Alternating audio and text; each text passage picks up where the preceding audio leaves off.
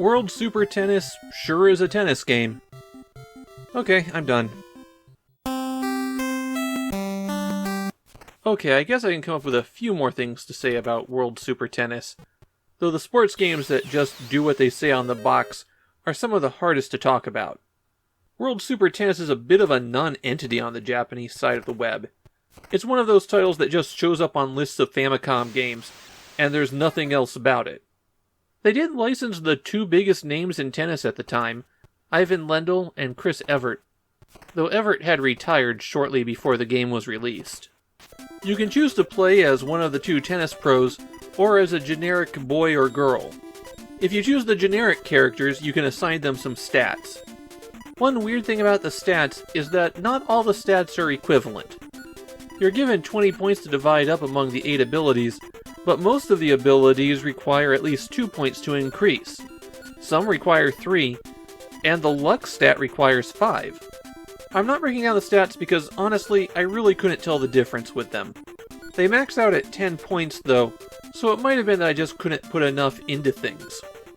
You can play a singles match or a doubles match, and of course you can play against the computer or with a friend.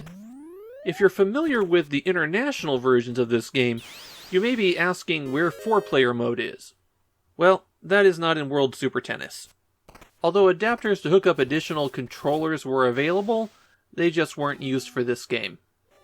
If you choose to play doubles, you get your choice of 4 tournaments to compete in. On the other hand, if you choose to play singles, then you progress through a series of tournaments, starting with the Japan Open. As for the on-the-court action, well, it could be worse. There's a lot of negatives to the gameplay in World Super Tennis, but I think it still wound up playing okay despite those problems. For example, you have a huge amount of momentum on the court. It takes you a few beats to get up to top speed, and you don't really run around that smoothly. But that winds up getting counteracted by how the racket doesn't work very well. You've got to swing way early to connect with the ball, and you'll often hit that ball when the racket is nowhere near it.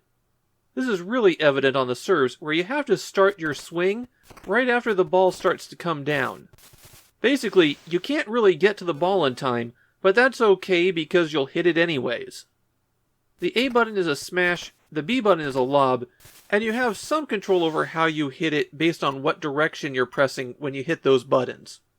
I think the most annoying thing about the game for me was that everyone has the exact same sprite. There's only 4 characters. You'd think they'd be able to draw 4 different sprites. World Super Tennis is the kind of lower tier stuff that's gonna come up when you have 1,000 games on a system. It's not bad enough to inspire outrage, but it's nowhere good enough that anyone is ever going to care that it existed. It's just there. In my collection, this one is pure shelf filler. I doubt I'll ever even think about this game after this video.